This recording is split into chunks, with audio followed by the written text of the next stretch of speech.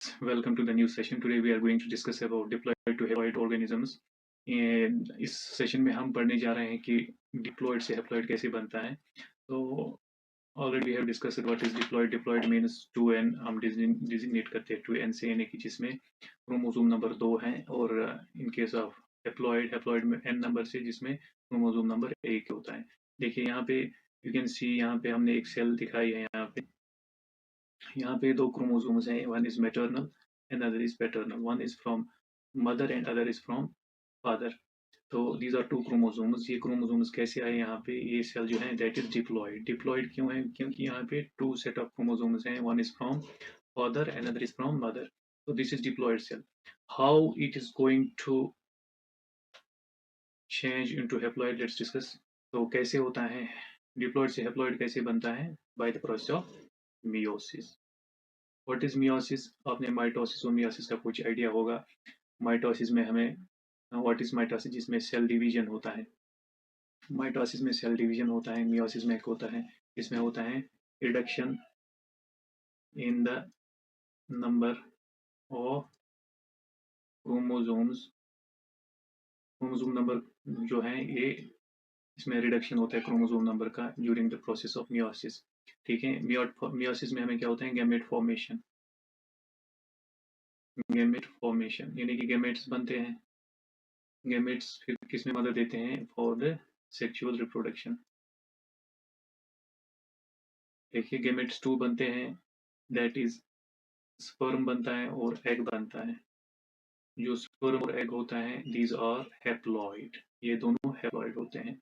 जब ये दो मिलते हैं तो ये बनाएंगे 2n, दैट डिप्लॉइड. होप यहाँ तक आपको क्लियर हो गया होगा. सो लेट अस डिस्कस कैसे होता है. देखिए यहाँ पे हमने दिखाया है कि सबसे पहले जो है, यहाँ पे देखिए, यहाँ पे डीएनए जो है, डीएनए का कंटेंट डबल हो गया है. DNA content is doubled. ये कब होता है? During the process of replication.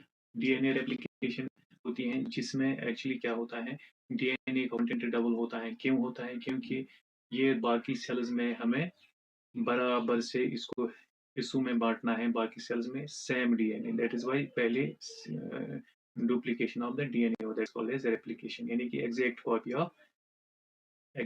Copy of DNA बनता है. एग्जैक्ट कॉपी ऑफ डीएनए बनता है, यानी कि suppose if we talk about chromosome. जो क्रोमोसोम है यहाँ पे, इसकी जो क्रोमेटिड्स है, क्रोमेटिड्स में ऑलरेडी डीएनए होता है, वो इसमें डबलिंग होती है, लेकिन क्रोमोसोम नंबर सेम रहता है. Chromosome number is same. Chromosome number same होता है, लेकिन डीएनए कंटेंट डबल होता है. तो यहाँ पे मैंने दिखाया आपको.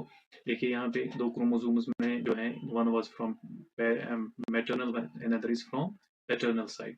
सो व्हाट हैपेंस हियर? यहाँ पे can see that there is a duplication of DNA. यहाँ पे जो क्रोमेटिड्स हैं, एक क्रोमेटिड के दो क्रोमेटिड बन गए, लेकिन सेंट्रोमियर जो है वो एक ही है. ठीक है. One is from maternal, other is from paternal. तो व्हाट विल हैपन, जो यहाँ पे जो जीन यहाँ पे है, सपोज यहाँ पे ए जीन है, यही जीन सेम लोकेशन पे यहाँ पे भी होगा. सिमिलरली यहाँ पे अगर बी जीन है, यहाँ पे भी सेम लोकेशन पे बी जीन होगा, लाइक दैट. फिर क्या होगा? नेक्स्ट जो प्रोसेस होती है, that is called as crossing over. Crossing over is next process. Crossing over क्या होता है? Crossing over is the exchange of material. जो क्रोमोसोम्स हैं, ये आपस में नहीं करेंगे मटेरियल का.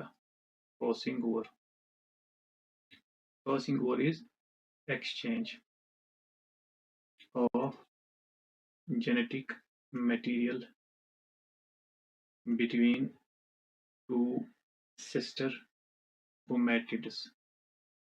सिस्टर क्रोमेटिड्स क्यों बोलते हैं? क्योंकि ये इनकी डुप्लीकेशन हो गई है, दो, एक आर्म से दो बन गए हैं, तो इनका एक्सचेंज ऑफ मटेरियल होगा.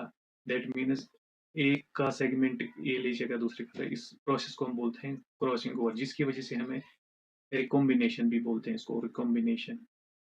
ठीक है. रिकॉम्बिनेंट्स बनते हैं. अब यहाँ पे देखिए, ये रिकॉम्बिनेंट्स बन गए. These are recombinants. क्यों? क्योंकि यहाँ पे एक्सचेंज ऑफ मटेरियल हो गया है. ये देखिए, अगर दिस, ये यहाँ पे था, इसका सेगमेंट यहाँ आ गया है और इसका सेगमेंट यहाँ आ गया है. ठीक है. तो दोनों में एक्सचेंज ऑफ मटेरियल हो गया. That process is called as crossing over. ठीक है. ये मियोसिस फर्स्ट में होता है. That this process occurs during the meiosis first. फिर क्या होगा?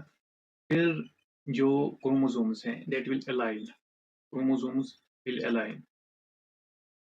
chromosomes will align at equatorial plate.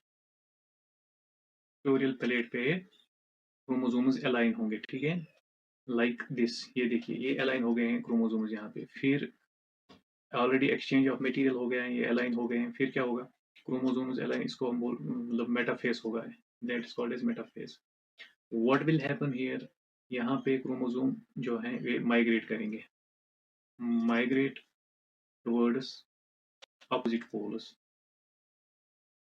Opposite poles, ठीक है, ऑफ सेल। देखिए यहाँ पे ये अपोजिट पोल्स, मतलब ये यहाँ पे इसको, ये यहाँ पे इनका डिवीजन होगा। ये क्रोमोसोम यहाँ जाएगा, ये क्रोमोसोम अपोजिट पोल्स पे जाएंगे, ठीक है।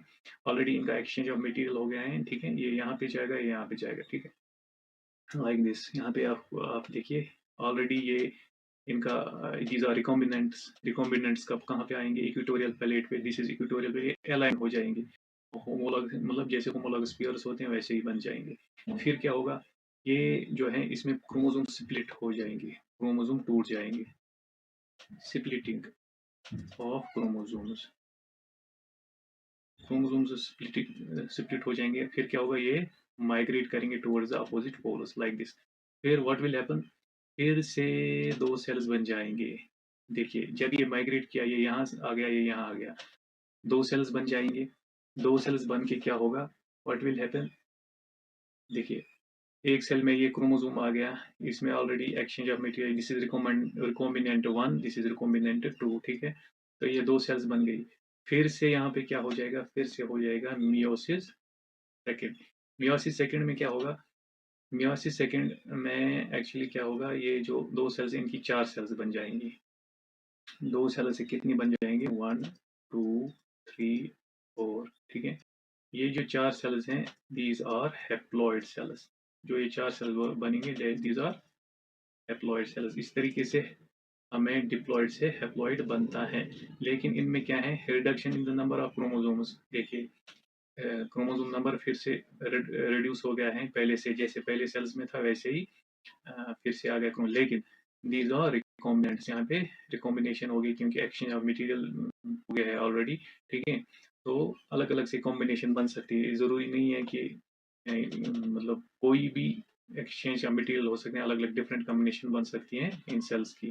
तो this is called as from diploid to haploid कैसे बनता है। फिर जो ये सेल्स हैं, these are haploid cells, haploid cells, and what will they form, they can form sperm, eggs या pollen grains। अगर हम बात करें, if we talk about the plants की बात करें, वहाँ पे pollen grains बनते हैं, sperms बनते हैं, eggs बनते हैं, these are actually haploids। ये haploid cells हैं।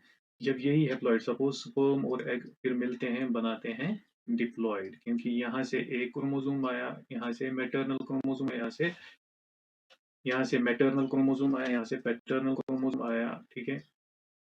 फिर क्या बन गया, जाइगोट। जाइगोट क्या बन गया, 2n, यानी कि ये बन गया डिप्लॉइड, ये डिप्लॉइड बन गया। फिर से ये डिप्लॉइड रिडक्शन करेगा क्रोमोसोम नंबर में, कैसे, इसमें मियोसिस जब होगी। मियोसिस कैसे होगी, अभी हमने देखा मियोसिस, मियोसिस कैसे होगी, पहले डुप्लीकेशन होगा किसका, 2n का। फिर क्या होगा, then there will be crossing over. फिर क्या होगा, रिकॉम्बिनेशन होगा यहाँ पे। फिर क्या होगा, जब रिकॉम्बिनेशन होगी, दैट इज मियोसिस फर्स्ट। फिर मियोसिस सेकेंड होगी। मियोसिस सेकेंड में क्या होगा, मियोसिस सेकेंड में फिर से होगा